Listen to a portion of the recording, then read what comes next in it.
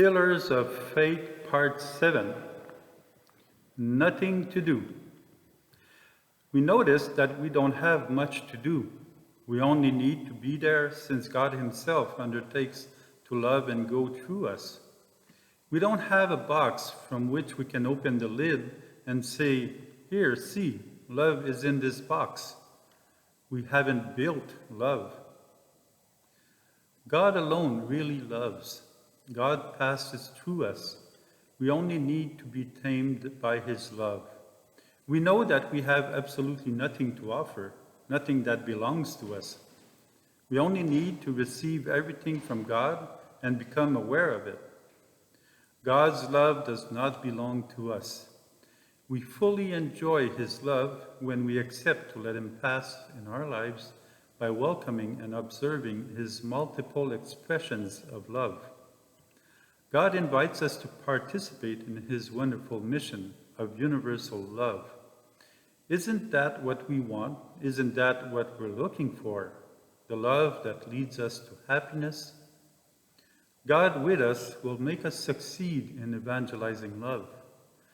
We don't do it alone because the love of God is not ours. Here's a way of understanding this. We take a loaf of bread and put it in the oven. The bread receives heat from the oven, but it can't return the heat it receives to the oven. Then we take the bread in our hand and we say, "Wow, it's hot," but it's still the oven's heat. The same phenomenon occurs with God's love. We receive the love of God, for sure, if we want to receive the love of God. It's part of our responsibility and our freedom. But what emerges of love from us for others is the love received from God. The bread receives heat from the oven and is being transformed by it. It will not receive heat without the oven. It's the same reality between God and us. We cannot love. We think that we can love God in return, but it's impossible since God offers us His love.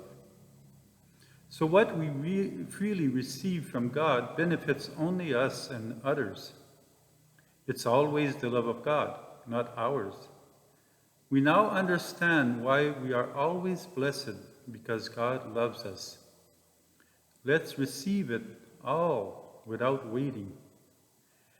When we give a gift to someone and that person gives it back to us, it seems a bit weird. The person later on gives it back to us and says, "This is my gift to you." He's not really giving us a gift, since it is we who gave it to him. It was our gift that was offered, not his. In reality, we do not have love in us. We receive love from God. When we have love in us, it is totally God's. To receive it is to show that we welcome God. And if we share His love, it is God's that we share. These words Jesus said are so precise and clear. The Son of Man did not come to be served, but to serve, in Matthew. And from Evangelist Mark, the Son of Man did not come to be served, but to serve. For the evangelists, Mark and Matthew, to put forth these same words, it's because they understand its importance. Jesus caught their attention. Jesus tells us something evolutionary here. Note the word evolutionary. Since Jesus says that He did not come to be served, what does it mean with all we are reading in this book? What can we serve to Jesus? Our heart? But it is God who created our heart and gave it to us. Our body and our life, our soul and our spirit, but they are from God. Let's take our reasoning a step further. Can we serve our love to God? But there again, love comes from God. He offers it to us, since He Himself is love. Jesus is right. We cannot do much for him.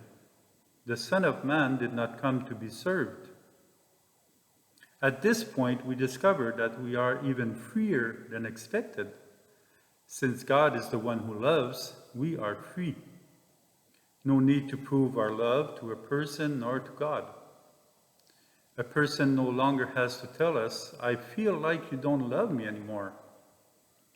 This will help relationships and spouses to let more of God's love pass through them. There is no longer any reason to show our love, but to be there with the person and let the love of God flow between the two. We imagine now the well-being, the joy that overflows out of it. God said to St. Catherine, I am the one who is. You are the one who is not. We do not have life, love, since without God we are not. Often we think we are doing this or that for God, but no. We are free to know that God is, and without him we are not. So we receive everything from God, and what is of God is his love. Sometimes we think we are working for God, but no. God works in us and in others. We participate rather, we let him do his will, we let him love, then we learn to get closer to others and to live faith between us. Nor do we have to love God, since love comes from him.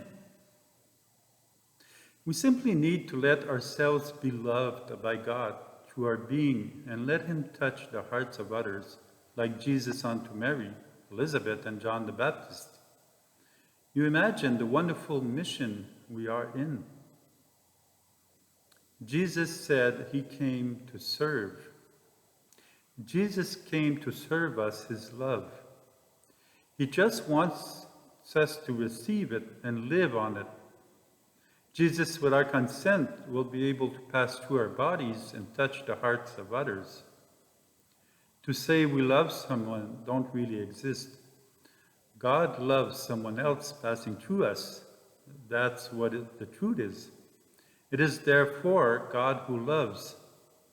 It is good to know that it's always God who loves, because we do not succeed so easily with love. We know that as soon as we truly love, it is God who loves us. Love comes from the Trinity, always. Let's meditate on this phrase often and place ourselves in Jesus' will to better understand what he's telling us. The Son of Man did not come to be served, but to serve. We might feel that we're becoming useless, but on the contrary, we're learning to evangelize with God's love by letting him do his work. So what we're exactly doing is we're getting closer to God, and we're letting God pass through us instead of moving away from God. This is the only thing we need to do, to be loved by God. For his love to pass through us and touch everyone and heal, teach, and love.